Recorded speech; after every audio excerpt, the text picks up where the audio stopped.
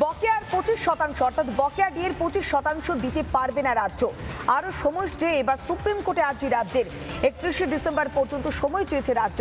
বকেয়া ডিএর প্রথম কিস্তি দেওয়ার সময়সীমা ছিল 31শে মার্চ পর্যন্ত। শেষ পর্যন্ত রাজ্য সরকারি কর্মচারীরা কি বকেয়া ডিএর টাকা পাবে না, এই প্রশ্নটাই বারবার উঠে আসছে।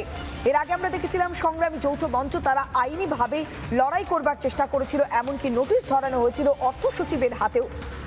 তবে এবার বকেয়া যে 25% দিয়ে দিতে পারছে না রাজ্য, সেই বিষয়ে তারা সুপ্রিম কোর্টে দরবার করেছে। 31শে ডিসেম্বর পর্যন্ত তারা সময় চেয়েছে, আরও সময় দরকার রাজ্যের। সেই কারণে 31শে ডিসেম্বর পর্যন্ত সময় চেয়েছে রাজ্য। বকেয়া দিয়ে প্রথম কিস্তির টাকা দেওয়ার সময়সীমা ছিল 31শে মার্চ।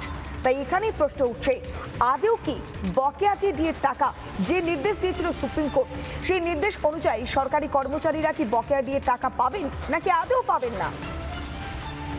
কারণ এখনো পর্যন্ত বকেয়া দিয়ে দেয়নি রাজ্য সরকার। সেখানে নির্ধারিত সময়সীমা ছিল প্রথম কিস্তি দেওয়ার 31শে মার্চ। সেই 31শে মার্চের খুব কাছাকাছি আমরা চলে আসছি, কেননা এখন যে সময়টা, সেই সময়ের মধ্যে প্রথম কিস্তির টাকা অবশ্যই দিয়ে দেওয়া দরকার ছিল, বা সেই জন্য যে যা প্রোটোকল মানা দরকার সেই কাজ করা দরকার ছিল। কিন্তু এখনো পর্যন্ত সেই পদক্ষেপ নেয়নি। উল্টে রাজ্য সরকার সুপ্রিম কোর্টে গিয়েছে দরবার করবার জন্য, কেননা তাদের আরও সময় দরকার। 31শে ডিসেম্বর পর্যন্ত সময় চেয়েছে রাজ্য।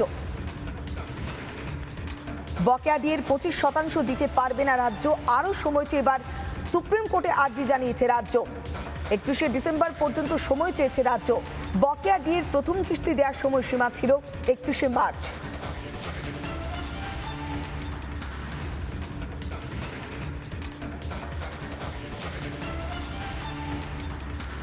বকেয়ার 25% দিয়ে দিতে পারবে না রাজ্য, আরও সময় চেয়ে সুপ্রিম কোর্টে আর্জি জানিয়েছে রাজ্য।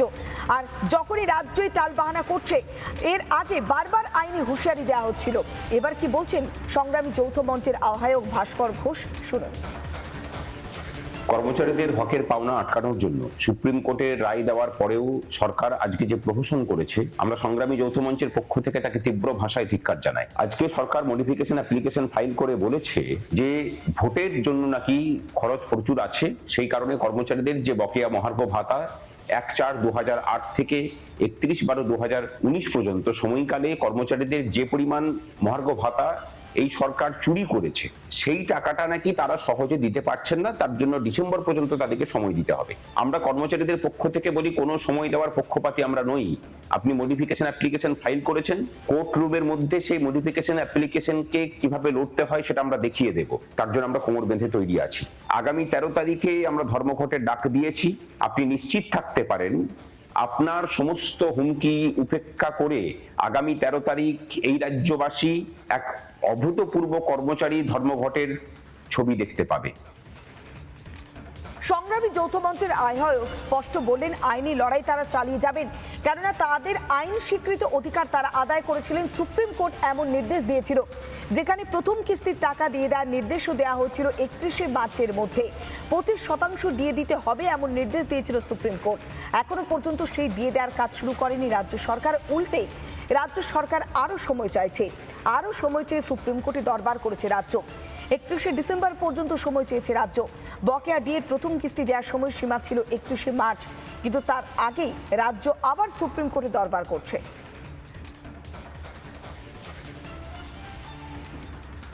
বিএলও ঐক্যমঞ্চের সাধারণ সম্পাদক স্বপন মণ্ডল কি বলছেন, শুনুন। সুপ্রিম কোর্ট রাজ্যের সরকারি কর্মচারী, অধিকৃত সংস্থার কর্মচারী এবং শিক্ষক শিক্ষাকর্মীদের যে ডিএ মিটিয়ে দেওয়ার নির্দেশ দিয়েছিল, সেই ডিএ যে প্রথম ইনস্টলমেন্ট ছিল 25% মিটিয়ে দেওয়ার কথা বলেছিল, তার শেষ তারিখ ছিল আজকে 6 তারিখ। আজকেই রাজ্য সরকার সুপ্রিম কোর্টে ম্যাট ফাইল করেছে বা রিভিউ পিটিশন করেছে। সেখানে যেটা বলেছে যে আগামী ডিসেম্বর পর্যন্ত সময় চেয়েছে এবং বিভিন্ন ধরনের বাহানার কথা উল্লেখ করেছে।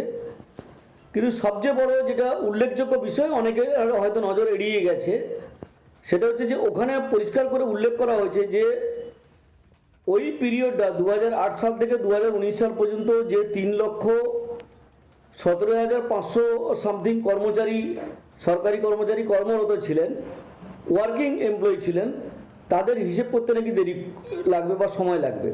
সেই সময়ে কর্মরত শিক্ষক শিক্ষাকর্মীর সংখ্যা ছিল প্রায় 4.5 লক্ষ। তার মানে পুরো শিক্ষক সমাজকে শিক্ষাকর্মী সমাজকে এই হিসেব থেকে বাদ দেওয়া হয়েছে। এটা একটা নির্লজ্জতার চরম উদাহরণ।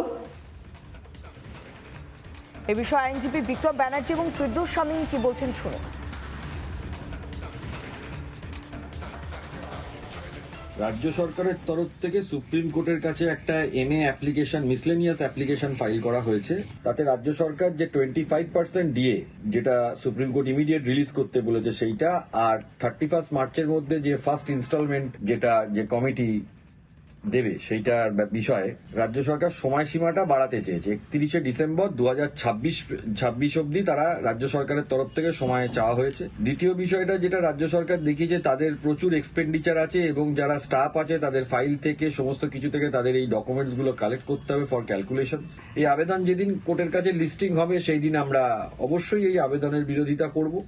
রাজ্য সরকারের পক্ষ থেকে যে এফোর্টই নেওয়া হোক না কেন, সুপ্রিম কোর্টের নির্দিষ্ট নির্দেশ রয়েছে 5ই ফেব্রুয়ারি 2026-এ নির্দিষ্ট ডেটের মধ্যে 25% এরিয়া ডিএ মিটিয়ে দিতে হবে। মহামান্য সুপ্রিম কোর্ট সেই সময়ে যে অ্যাপ্লিকেশন এবং কন্টেম্পট অ্যাপ্লিকেশন উভয়ই ডিসপোজড অফ করেছে এবং বলেছে ইমিডিয়েটলি সেই 25% এরিয়া ডিএ মিটিয়ে দিতে হবে। তারপরেও মেটায়নি। আমরা কন্টেম্পট অ্যাপ্লিকেশন করেছি, যেটি পেন্ডিং, কন্টেম্পট নোটিশ দিয়েছি, তারপর কন্টেম্পট অ্যাপ্লিকেশন করেছি। এখনো পর্যন্ত কর্মচারীরা তাদের হকের পাওনা পায়নি। নিশ্চিতভাবে বারবার এইভাবে সুপ্রিম কোর্টের যে নির্দেশ সেটাকে অমান্য করতে চাওয়ার জন্য বারবার সময় চাওয়া, এর কোনো মানে হয় না। সে যাই ডিসেম্বর পর্যন্ত টাইম চাক না কেন, সেটা আমি মনে করি যে সুপ্রিম কোর্টের যে নির্দেশ এখনো রয়েছে সেই নির্দেশই বলবৎযোগ্য নির্দেশ। সেই নির্দেশ কোনোভাবেই অমান্য করা যায় না। বকেয়া 25% দিয়ে দিতে পারবে না রাজ্য, আরো সময় চেয়ে সুপ্রিম কোর্টে আর্জি রাজ্যের। 31শে ডিসেম্বর পর্যন্ত সময় চাইল রাজ্য।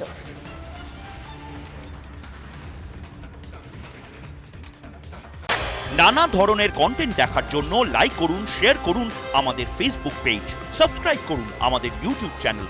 পাশাপাশি অন্যান্য ব্রেকিং নিউজের জন্য অবশ্যই চোখ রাখুন রিপাবলিক বাংলায়।